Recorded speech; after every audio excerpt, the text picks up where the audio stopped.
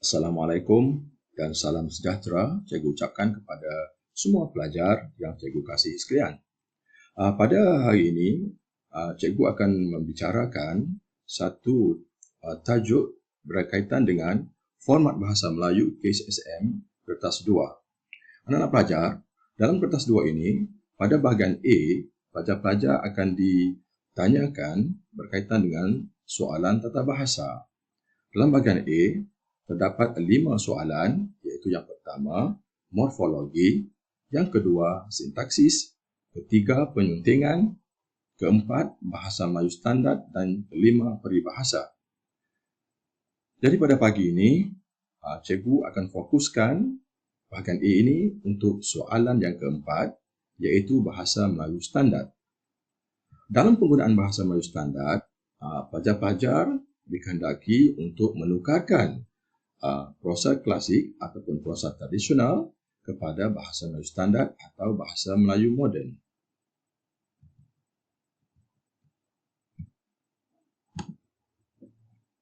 Pelajar-pelajar, untuk pengetahuan pelajar, dalam bahasa Melayu klasik ataupun prosa tradisional, teks yang akan digunakan melibatkan teks Komsas tingkatan 4 dan juga teks Komsas tingkatan 5.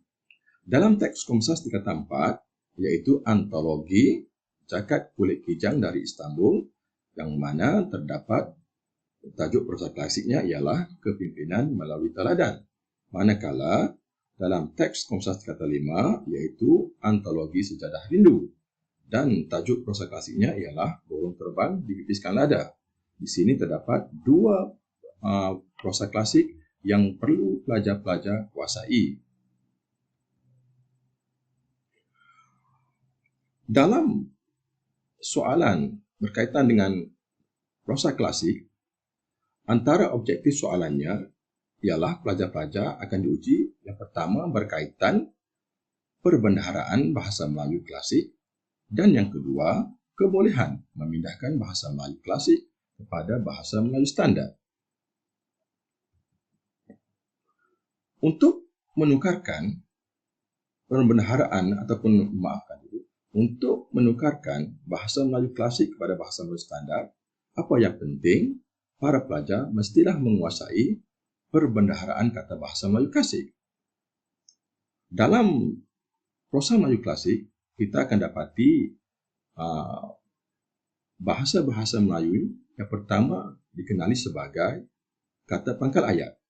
Di sini, para pelajar perlu menguasai konsep ataupun definisi ataupun maksud kata pangkal ayat. Di sini cikgu mukakan beberapa contoh kata pangkal ayat dan juga maksudnya. Yang pertama, al-kisah, iaitu bermaksud menurut cerita ataupun kisah. Yang kedua, sebermula, bermaksud sesuatu kisah itu bermula. Manakala yang ketiga, contohnya ialah arakian, yang bermaksud selepas itu ataupun selanjutnya. Seterusnya hatta, yang bermaksud lalu atau maka ataupun kemudian. Yang kelima, kendati pun, yang bermaksud walaupun meskipun. Yang keenam, syahadan, yang bermaksud lalu.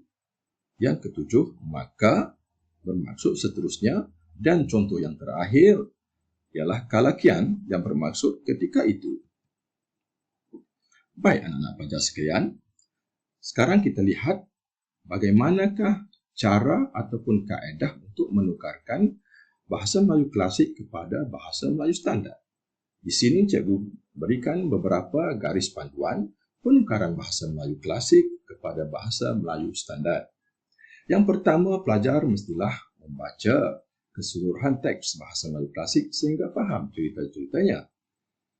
Yang kedua, pelajar mestilah menggariskan perkataan bahasa Melayu klasik yang ditukarkan. Jadi untuk memahami bahasa Melayu klasik, yang pastinya dalam setiap cerita ada watak-watak utama dan watak-watak sampingan. Di sini, pelajar-pelajar perlu menggariskan watak-watak itu dan dikaitkan dengan peristiwa-peristiwa yang berlaku kepada watak tersebut. Jadi apabila kita berbuat demikian, mudah-mudahan pelajar lebih memahami keseluruhan cerita tersebut. Selepas itu, pilihlah perkataan-perkataan yang perlu ditukarkan kepada bahasa Melayu standard. Dan yang ketiga, pelajar-pelajar tidak dibenarkan ataupun jangan sesekali menokok tambah perkataan ataupun ayat lain yang tiada dalam petikan ataupun yang bermaksud yang tiada berkenaan dengan cerita tersebut. Manakala nama khas yang terdapat dalam petikan tidak perlu ditukarkan. Dan yang terakhir, bentuk cakap ajuk tidak perlu diubah. Cuma pelajar perlu mengubahnya ayat-ayat yang ada dalam cakap ajuk tersebut. Okey, di sini cikgu berikan contoh bagaimana untuk menukarkan bahasa Melayu klasik kepada bahasa Melayu standard. Cuba lihat contoh-contohnya. Okay, petikan bahasa Melayu klasik iaitu, maka datang pula seorang lagi, dikeratnya kepala, lalu dibawa menghadap raja. Katanya, inilah tandanya Patih membunuh penjurit pada malam tadi. Maka contoh untuk kita menukarkan bahasa Melayu klasik kepada bahasa Melayu standard ialah demikian. Okey, iaitu maka kita tukar kepada seterusnya, ada seorang lagi yang memenggal kepala Kertasari dan dia menghadap raja dengan berkata, inilah bukti yang saya telah membunuh Kertasari semalam. Itu merupakan contoh bagaimana kita menukarkan petikan bahasa Melayu klasik kepada bahasa Melayu standard. Sebelum cikgu mengakhiri perbincangan kita pada pagi ini, cikgu berharap apa yang dapat cikgu kongsikan bersama anda semua dapat dimanfaatkan dan cikgu doakan kamu semua akan dapat meneruskan pembelajaran dengan baik, jaga SOP, kita jaga kita. Sekian, terima kasih.